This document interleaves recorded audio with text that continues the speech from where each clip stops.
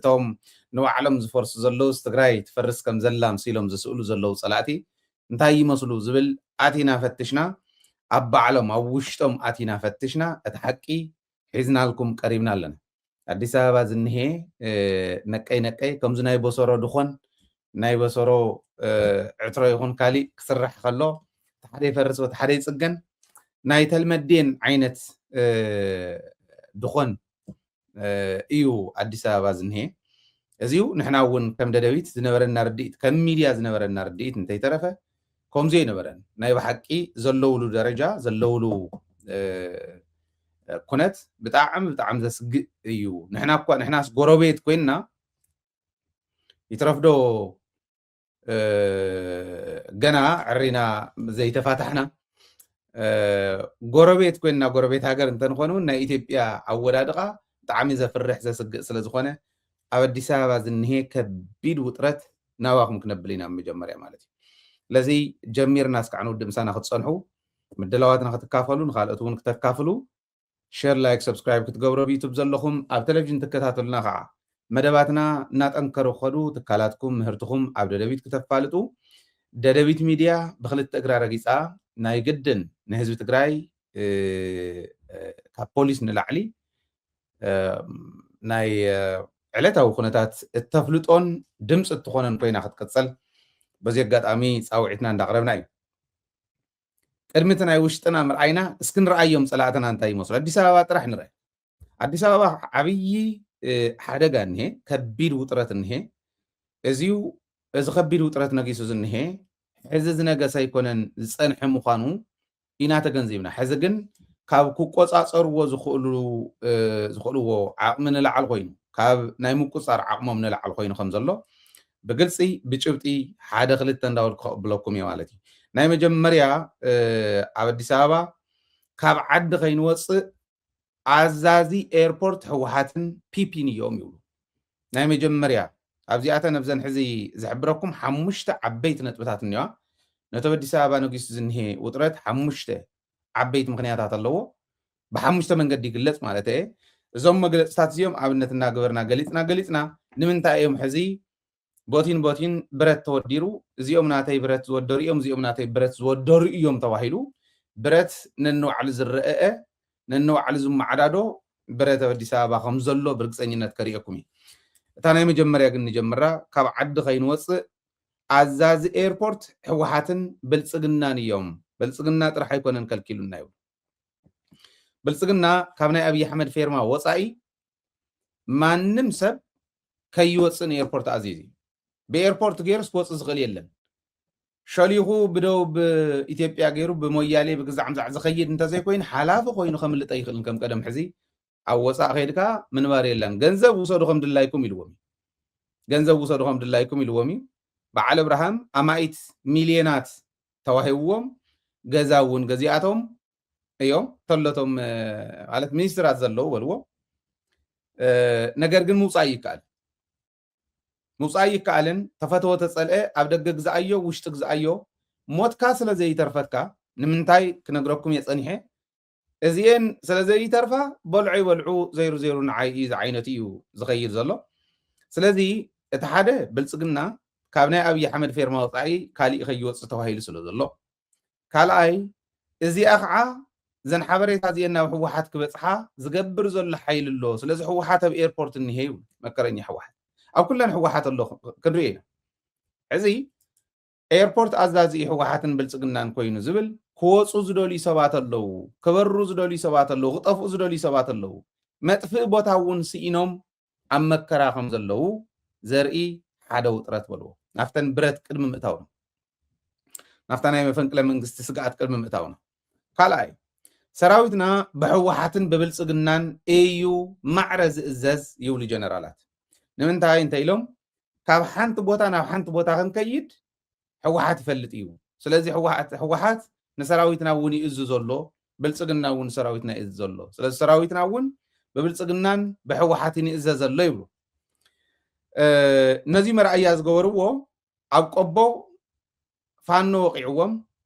ኣብ ወልድያ ፋኖ ወቂዕዎም ኣብ ደሴ ፋኖ ወቂዕዎም ሕዚ ናይ ለምቅነ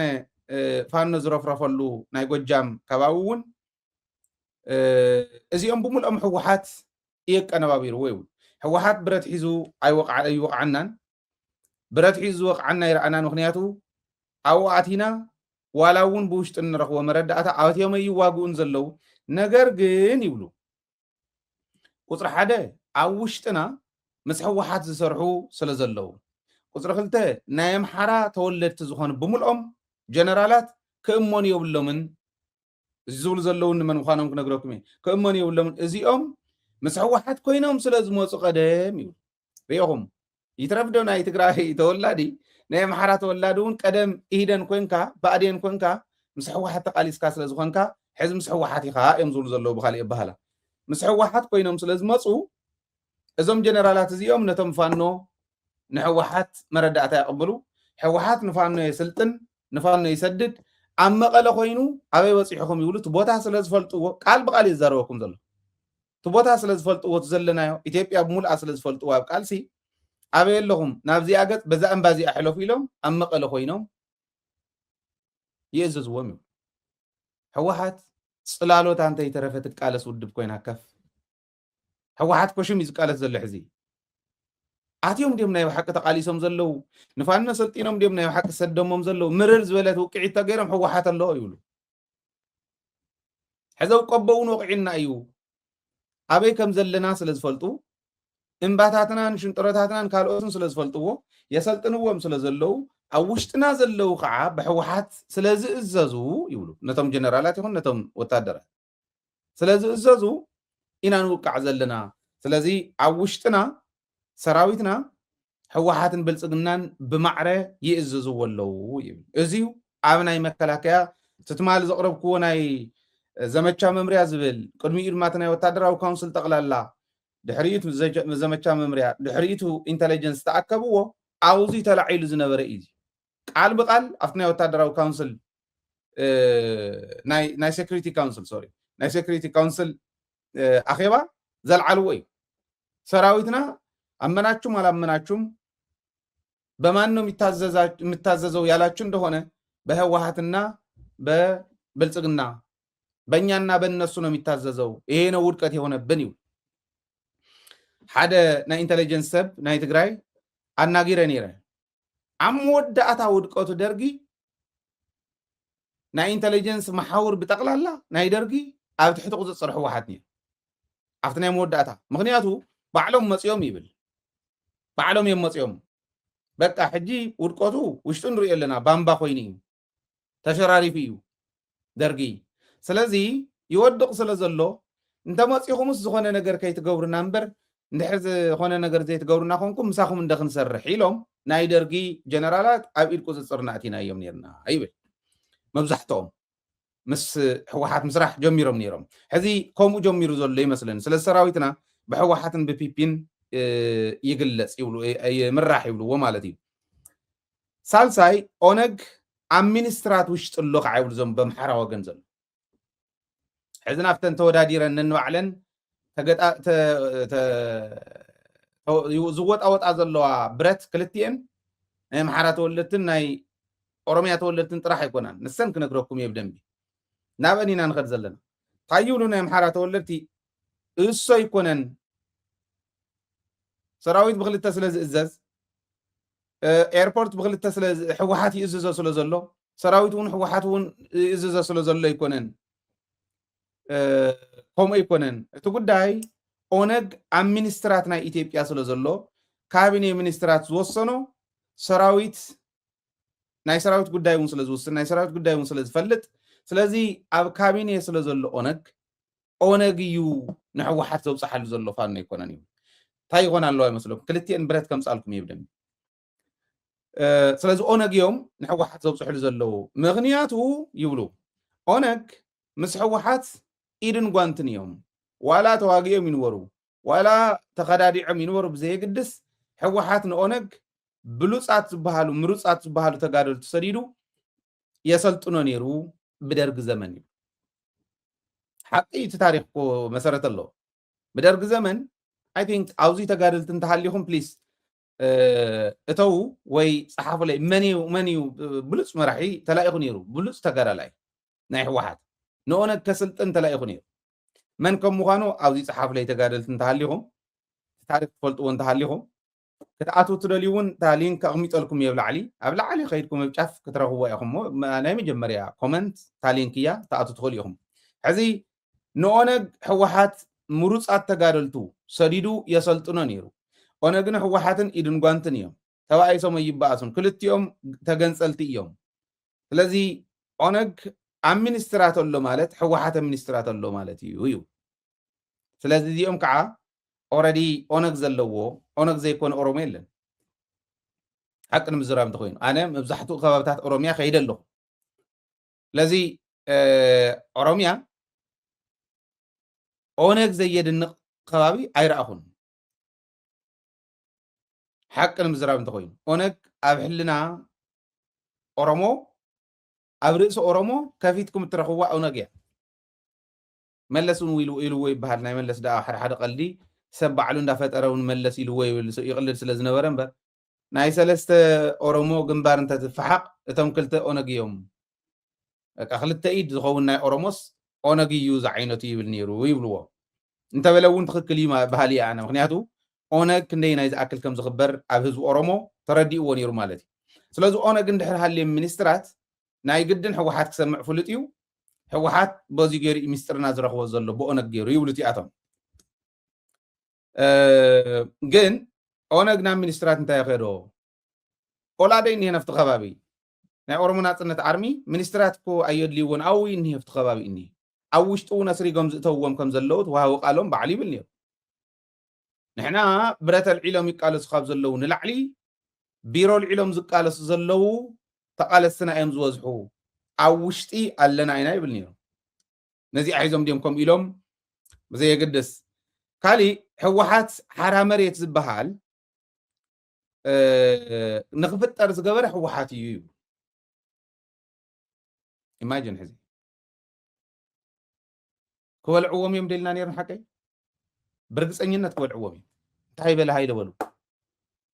ክበልዕዎም እዮም ነቶም ኣብኣ ዝኔው ንበርሕ ኣለና ዝብሉ እውን ነቶም በረኻ ዝኔው እውን ክበልዕዎም እዮም ቃል ብቃል እየ ዘልዕል ዘለኹ ሕወሓት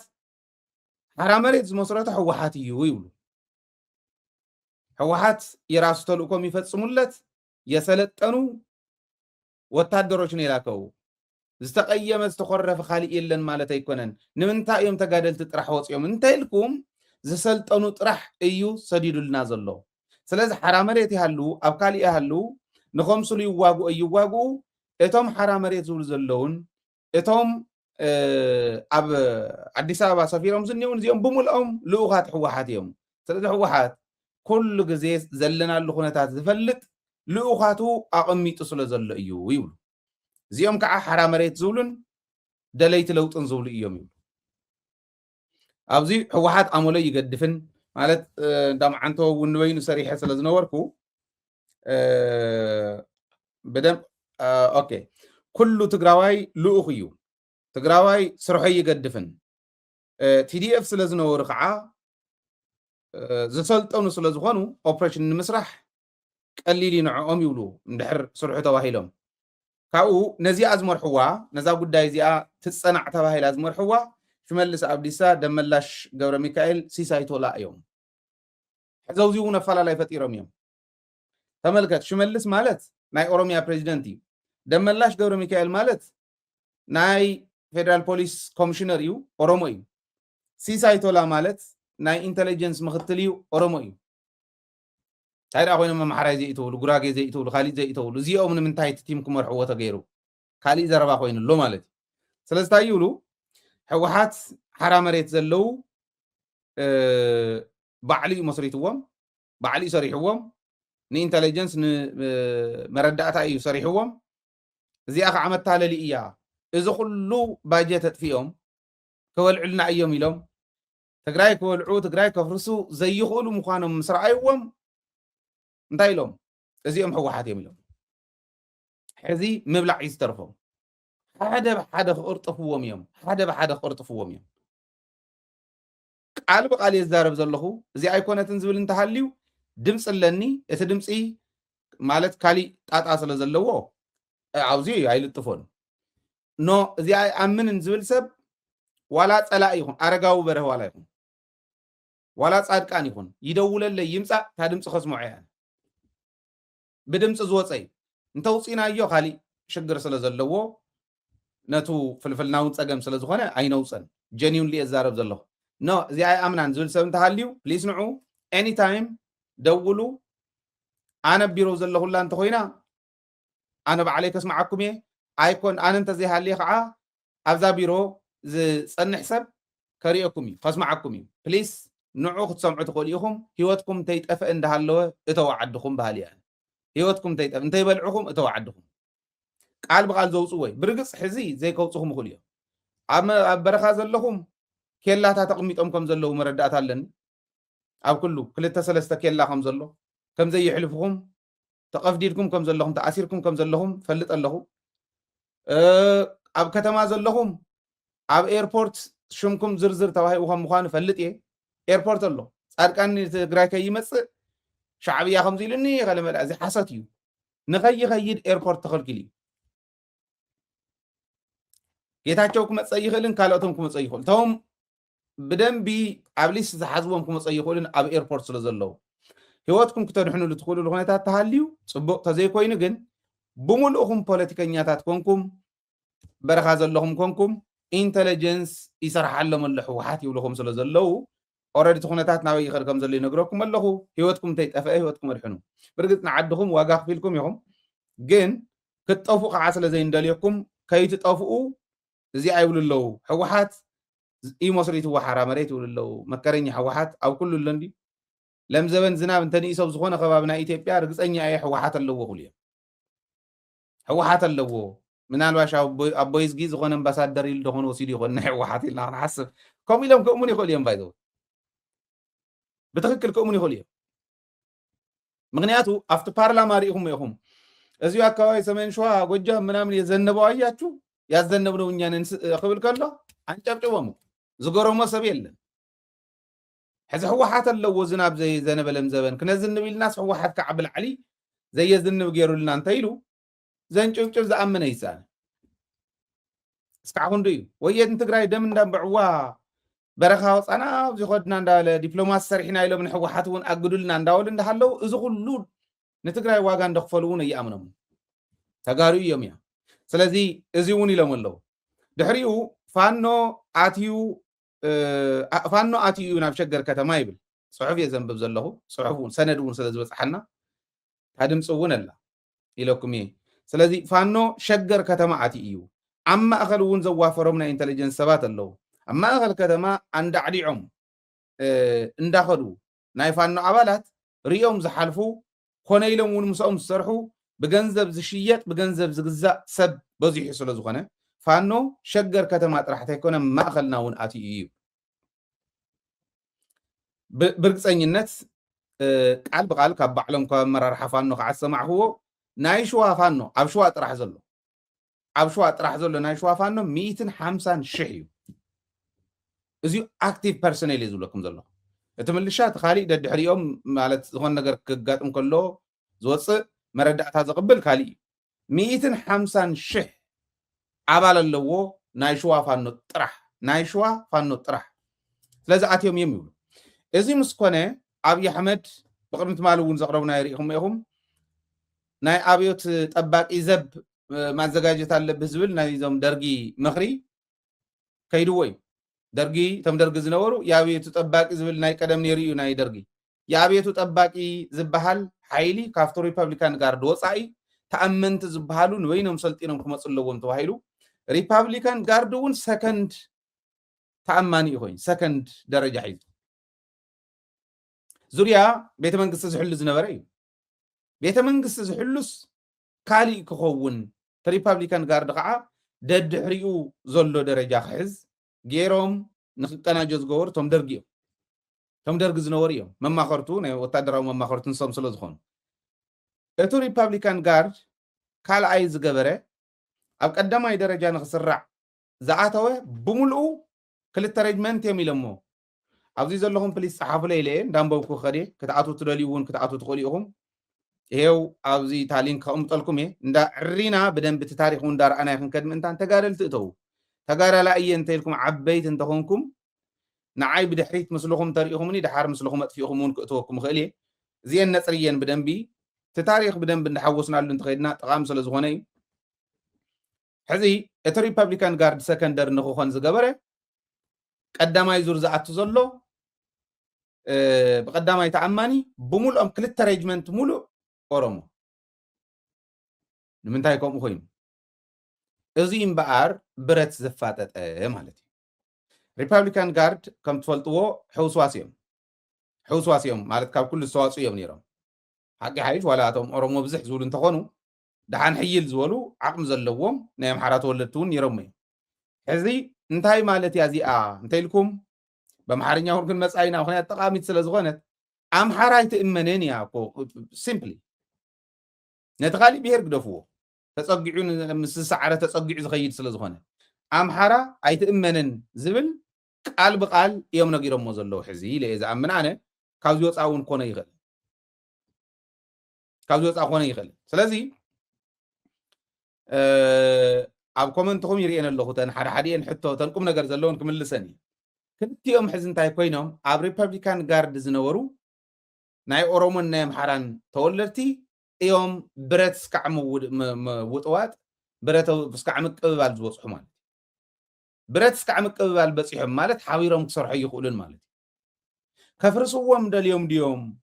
እቶም ኣምሓራ ናይ ኣምሓራ ተወለድቲ ስለዘይተኣመኑ እሞ እታ ሪፐብሊካን ጋርድ ክትፈርስ ኣለዋ ስለዝበሉ ድዮም ብረት ንክዋጣወጡ ገይሮሞም ኣይተታኮሱን ተቐባቢሉ እዩ ግደፉ ተባሂሉ ኣብ ማእኸል ኣትዩ ገላጊሉ እዩ ትሕዚ ተኣማኒ ዝበሃል ዘሎ ግደፉ ኢሎም ገልጊሎሞም እዮም ጠጠው ኣቢሉ ተባሂሎም ጠጠው ኣቢሎም እዮም ግን ናይ እከለ ተወለድቲ ምባል እንተተጀሚሩ እቲ ሪፐብሊካን ጋርድ ይውገደሉ ማለት እዩ ካልኣይ ደረጃ ሓላወ የድልን ተባሂሉ እዩ ተገይሩ ዘሎ ኣብ ካልኣይ ደረጃ ኣብ ካልኣይ ላይን ዝነበሩ ሪፐብሊካን ጋርድ ክብተኑ ስለ ዝተደለየ ዲኹም ተገይሩ ዘሎ ደስ ናይ ሓቂ ነንባዕሎም ተፋጢጦም ስለ ዘለዉ ነዚ ዝድግፈና ካሊእ መረዳእታ ንርአ ንምንታይ ዓበይቲ መራሕቲ ግንባራት ተን 12 እዚ ዝእዝዝዎን ዘለው ኣምሓራ ኮይኖም እውን ኣገው ዝኾኑ እዮም ተመሪፆም በቃ ከምዞም ናህና ዝተሸጡ ንብሎም በኣና እምበር እኳ በኣቶምስ ተሸጦ ኣይኮኑን ንስራሕ እዮም መፅኦም እኒአውን እዮም ዝብልዎም ዘለው ንመን መጀመርያ ከጥፍእዎ እዮም ክንርኢ ኢና ከፊልና ክንርኢ ኢና ተዘየጥፍእዎም ይሓይሽ ተዘምልጡ ይሓይሽ ግን ኣምሓራ ኮይኖም እውን ተን 12 እዚ ዝመርሕዎን 3 እዚ ዝመርሑ ኣገው እዮም ጎጃም ዝነበሩ ናብ ካልኣይ ደረጃ ወይ ናብ ኮር ወይ ናብ ገለ ናብ ኣርሚ ናብ ኮር ወሪዶም ኣለዉ ኣብ ግንባር ዝነበሩ ኣብ ኣርሚ ዝነበሩ ናብ ኮር ወሪዶም ኣለዉ ኣብ ትሕቲ እከለ እንዳበሉ ኣምፂኦሞም ኣለዉ ካብተን 12 እዝታት ናይ ኢትዮጵያ መበል 13 ሕዘብ ቀረባ ዘጣየሹ ኣለዎ ካብተን 12 እዚ ግን እተን 3 ኣገው እዮም ዝመርሕዎን እተን 7 ኦሮሞ እዮም ዝመርሕዎን ማለት ወይ ሃፍ ኦሮሞ እዩ ወይ ከዓ ሙሉእ ኦሮሞ እዩ ኣምሓራ ኣብ 3 ኣብ 2 እዮም ዘለዉ ማለት ኣብ 2 እዮም ዘለዉ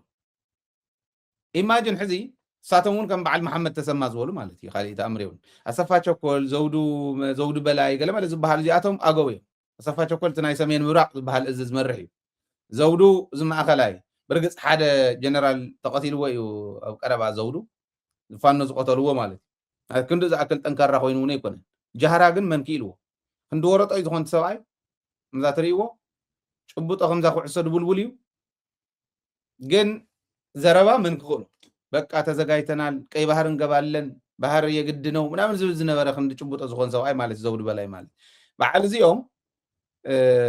በቃ ሙሉእ ብሙሉእ ዝተዓሰቡ ስለ ዝኾነ ኣትዮም እዮም ዝተረፈ ግን ኣምሓራይ ናብ ሰከንድ እንዳውረዱ እዮም ከይዶም ማለት ንምንታይ ቃል ብቃል ስለዘይተኣመኑ ንምንታይ ንፋኖን ንሕወሓትን መረዳእታ ይቕብል እዮም ስለተባህሉ ሕዚ ምስኦ ነገለኹም ዝበሃሉ ኦሮሞ ከውርድዎም ድዮም ብመን እዮም ክትክእዎ ኣብኡ ዝኒአ ሕንክርክር ተመልከቱ እምበኣር ኢትዮጵያ ኣብ ዝሓዚ ዝብለኩም ዘለኹ ደረጃ ኮይና እያ ትግራይ ከፍርሳ እየ ትግራይ ክበልዓ እየ ትብል ዘላ በበየናይ ዓቕማ ክትበልዕ ርግፅ እዩ ድሮናት ኣለዋ ትግራይ ድሮን የብላን ዝበለ መን እዩ ሚሳይላት ኣለዋ ትግራይ ሚሳይል የብላን ዝበለ መን እዩ ትገጥም ዘላ ምስ ትግራይ ጥራሕ ኣይኮነን ምስ ኣምሓራ እዩ ምስ ኤርትራ እዩ ምስ ትግራይ እዩ ምስ ዓፋር ምስ ኣገው ምስ ቅማንት ምስ ኩልያት ምስ ሱዳን እውን እያ ትገጥም ዘላ እዚኦም ሚሳይል የብሎምን ድሮን የብሎምን ኣየር የብሎምን ዝበለ መን እዩ ሱዳን እኮ ኦረድ ነጊራቶም እያ መዓዘ ኢና ኣቲና ክንወቅዕ ንሕና ንፈልጦ ኢሎም ሕና ክንፈዲ ኢና ኢሎም መዓዝዮም ሕነ ዝፈድዩ ንትግራይ ክትወቅዕ ከላ እዋን ካብ ባህር ዳር ከይደን ካርቱም ኤርፖርት ዘጥቃዓ ድሮናት መዓዘየን ክውቅዓ እዚ ብምሉእ ካልኩሌት ዝገብር ሕልና ዘለዎ እንተሃልዩ ኣብ ጭንቅዳ የምንዮ ከምቲ ዝብለኩም ዘለኹም በር ከምኡ ዝገብር ሕልና ዘለዎ እንተሃልዩ ሱዳን መዓዝ ትወቅዕ ሽዑ ንሪኦ ናይ ሱዳን እቲ ናይ ኣየር ደብዳብ ዝብል ንወይኑ ተፃሒፉ ዘሎ እዚኣቶም ኩሎም ከእምጠልኩም እየ ምስኦ ተሓሒዘ ማለት እዩ እዚ ይሓስብዎን ኢትዮጵያ ኣብ ከምዚ ዝበለ ውጥረት ኮይና ፕሮፓጋንዳ ግን ስለ ዝኽእልሉ እከለን ኣባይስካ በዛ ማእኸል ንእቶ ስለ ዝኾነ ታኽእለቶም እንታይ ይገብሩ ኣለዉ ሕዚ ሕወሓት ነንባዕሎም ተባኢሶም ይብሉ ሕወሓት ተባሊዖም ይብሉ ሕወሓት ማዕቐብ እንተተገበረሉ ይብሉ ማዕቐብ ንክግበረሉ ናይ ቪዛዶ ናይ ግዛዕዶ ሪስትሪክሽን ይገበረልና ተባሂሉ በዓል ጻድቃን ካልእዮም ኢሎም ነይሩ ኣሸባሪ ክንብሎ ኢና ኢሎሙና እዮም ኢሉ ጻድቃን ፕረዚደንት ክገብር ሰሚዕኩም ንሕወሓትስ ናብ ኣሸባርነት ኣሜሪካ ከምኡ ክትብሎ እዚ ንክትብሎ ንፅዕር ኣለና ኢሉ ታፃዕሮም ግን ኣብ ቪዛ ሪስትሪክሽን እያ ተወዲያ ትውዳእ ድያ ትቕፅል ድያ ናይ ሕወሓት ኔክስት ስራሕቲ እዮም ክውስንዎ ምናልባሽ ግን እቱ ናታቶም ፃዕሪ ክመክን እንድሕር ኮይኑ እንታይ ክግበር ዘለዎ ዝብል ኣበይ ክስራሕ ኣለዎ ዝብል ብደንቢ ጌርኩም ክትሓስብሉ ኣለኩም መራሕቲ ሕወሓት ክስራሕ ኣለዎ ብሱር ሰባት ክፍለይሉ ክኽእሉ ኣለዎም ነዚ ከም ዝበለ ናይ ፕሮፓጋንዳ ናይ ኢትዮጵያ ክምልስ ዝኽእል ሓይሊ ክመርሕ ዝኽእል ሰብ የድሊ ኣብ ውሽጢ ዘሎ ናይ ሚድያ ሓይሊ ናይ ሕወሓት ጥራሕ ክገብሮ ኣይኽእልን በቃ ፈቲናዮም ኢና ርኢናዮም ኢና ኣይኽእልዎን ኣይከኣልዎን ሚድያታት ተዘይነጣይሽ ነርና ከም ደደቢት ዝበላ ሚድያታት ተዘይጣይሻ ነረን ፅዒርና ብናይ ግለሰባት ፃዕሪ ተዘይምስረታ ከም ሕወሓት ተበሊዕና ነርና ሚድያ ከዓ ተዓቕሞም እዚኣ ይርድእዋን ሕወሓት ንዲፕሎማሲ ዝድግፎ ንናይ ውሽጢ ጥንካረ ዝድግፎ ሚድያ እዩ ስለዚ እዚ ክትገብሩ ክትክእሉ ኣለኩም ማለት ደደቢት ዘቃልዑ ዘሎ ሰው ኢለ ኣይኮነን ኣብ መድረክ ናይ ሕወሓት ኣይኮነን ዝረብ ዘሎ ስለዚ ምሕሳብ የድሊ ክብል ደልየ ናብቲ ናይ ኣየር ደብዳብ ንምፃእ ጠቕላላታ ናይ ኢትዮጵያ ኩነታት ኣዲስ ኣበባ ዘላ ጥራሕ እየ ነጊሮም ኣዲስ ኣበባ ጥራሕ ዘላ እምበር ንዑ ተወሰኽቲ እንደሊ ኢና ኢሎም ኣሰፋ ቸኮልን ጀነራል ኣሰፋ ቸኮልን ጀነራል መሓመድ ተሰማን ሓቲቶም ምብራቅ እዚ ሃረር ዘሎ ኣነ ምስ ምብራቅ እዚ ብጣዕሚ ቅርበት ኣለኒ ኣብኡ ያው ዕርክትና እውን ብዙሓት ስለ ዝነበሩ ክንከድ ክንመፅእ ክንብል ኣብ ሃረር ስለ ንራኸብ ማለት እዩ ምብራቅ እዚኦም ስደዱ ተባሂሎም ናብ ሰሜን ምብራቅና ናብ ናይ መሓመድ ተሰማ ኣሰፋ ቸኮል መሓመድ ተሰማን ሓይሊ የድልየና ሕወሓት ይመፀና ኣሎ ኢሉ ናይ ደቡብ ግንባር ዝበሃል ናይ ሕወሓት ይመፀና ኣሎ ፋኖ ብድሕሪና ሕወሓት ብቅድሜና ኢና ኒና ሰብ የድልየና እዩ ሓጋዝ የድልየና ኢሎም ካብ ምብራቅ እዚ ንክስደደሎም ይተገይሩ ኣብ ምብራቅ እዚ ፈልከት ኢልና ይንኸድን ምክንያቱ ባዕሉ እቲ ህዝቢ ፋኖ እዩ ታው ዝኒሄ ኣብ ውሽጥና ኣብ ሰራዊትና ኢትዮጵያ ዘለዉ እውን ፋኖ እዮም ኣይንኸድን ኢሎም እዚኣ ሓዝሎ ኢኹም ብጭብጢ ኣብ ሚልዮን እንታይ ተገይሩ ዝብል ብቀዳማይ እውን ዝሕለፍናልኩም 6 ኦሮሞ ዝሞተሉ 2 ሓደ ናይ ኣምሓራ ዝሞተሉ 4 ኣምሓራ ዝቆሰሉሉ 2 ኦሮሞ እውን ዝቆሰሉሉ ማለት እዩ 10 ገለ ሰብ እዮም ጠቕላላ ዝተወድእሉ እዚኦም ቀጥታ ዝመፁ ካብ ምብራቅ እዚ እዮም መፅኦም ቅድሚ ምምፅኦም ግን ናይ ምብራቅ እዚ ኦሮሞ ተወለድቲ እንታይ ኢሎም እቲ ህዝቢ እውን ፋኖ እዩ ሓሲቦም ዝነበሩ ሚሊ ዕሪፎም ፍርቆም ናብ ሰመራ ገፅ ክመፁ ናብ ናይ ሰፋ ቸኮል ናይ መወዳእታ ናብ ትግራይ ገፅ ዝኒሄ ኣብ ሽኸት እንተይተረፈ በዓላ እንተይተረፈ በፂሖም ከይዶም እንዲዮም ብቀዳማይ ኣዘዝቲ ምስ ናይ ዓፋር ፖሊስ ሽኸት በፂሖም ከይዶም እዮም ሽኸት ተኣኪቦም እዮም ኣብ ናይ ፖሊስ መምርያ ኣኼባ ተኣኪቦም እዮም أبعلا بصيحهم يوم اتقوينات يخبرنا خمس الله تريو والله جن يخبب بتيو ولا بتيو عفار بدحريو تقرأي بقدمي إز جبرأيو عفار زلوا فانو بدحريتو تقرأي بقدمي إز جبرأيو بفانو بزي بمحرقة زلوا بقالي ون انتاي كم زمس معراب كم كم زملس شعو خاطو خلو بعلنا خنا بسركم هنا من مطرطر يقول صيلو معلتات تزي كوينو نوح يوصلون كي مسلكم تجهر أديس أبا زنه كم تزولكم سلزخونة أديس أبا زي عبد أنبي كم تزولوا واحد فلت أيجن بتزولوا من قد يكون نفلته واحد تايجي وانا بلصقنا ده يدول أبلصقنا مدوال كوي من يشترك كلا خن فانو قاعد تخلو ولا قاعد تخلو نحن أسكاين مسكمن قاعد تخلو محرات كبار لهم كانوا بلو ميناس أجمع يقول كنا عرقكم هنا شو ما قل له إن إحنا نسينا من ما يتخونن كنا عقوبة كائنا الكاكونا بلصقنا منوالك على مينسترات أجمع يقولن مالته إننا anyway እዚ ገይሮም እዮም ድሓር ካብ ምብራቕ እዚ ናብ ሚሌ ምስ ከዱ ሓደ ኦሮሞ እዩ ጀሚርዋ ንነዚ ንቆቦ ኺዱ ናብ ወልድያ ኺዱ ስኹም ናብዚ ስኹም ናብዚ ምስ ተባሃሉ ተባኢሶም ኣብ ሓንቲ ሬጅመንት ዝነበሩ መባእሲኦም ኣምሓራ ኩልኩም ፋኖ ደይኮንኩምን ኢልዎ እቲ ኦሮሞ ንስኹም እውን ኦላ ይበሎን ንስኹም እውን ከምዚ ደይኮንኩምን ኢሉ በታ ናይ ቀደም ሽሞም ፀዊዕዎ ተታኺሶም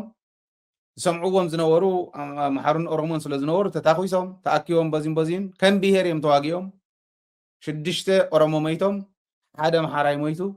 4 ኣምሓሩ ቆሲሎም 2 ኦሮሞ እውን ቆሲሎም ማለት እዚኣ ኮይና ተወዲያ ሕዚ ኣፍቲ ሰራዊት እውን ጋዶ ዝኣተወ እዩ ኣፍቱ ፖለቲካ እውን ጋዶ ዝኣተወ እዩ ከምዚ እዮም ዘለዉ እታ ናይ ኣዲስ ኣበባ ጥራሕ እንተይኮነስ ካብኡ ውፅእ እንተኢልኩም እውን ካሊእ ጋዶ ትረኽቡ ኢኹም ማለት እዩ እዚኣ ሕዚ ኢትዮጵያ ኣብ ፕሮፓጋንዳ ኣብ ሚድያ እያ እኒሃ እምበር ኢኮኖሚኣ የለን ኣብ ተግባር ሰራዊታ የለን ኣብ ተግባር ፖለቲከኛ የለን ኣብ ተግባር ሓድነት ዝበሃል የብሉን ነንባዕሉ ተፋጢጡ እዩ ዝነብር ዘሎ ቤተ መንግስቲ ንምሕላው ኳስ ደሓን እሙናት ዝበሃሉ ኦሮሞ ጥራሕ ገይሮም እስካዕ ምቕማጥ ክንዱ ዝኣክል ናይ ብሄር ምግላል ክወፅሖም ከሎ ኣበየናይ ደረጃ ከም ዘለዉ ክትርእዩ ትኽእሉ ኢኹም ማለት እየ እዚ ኢና ክንግንዘቦ ዘለና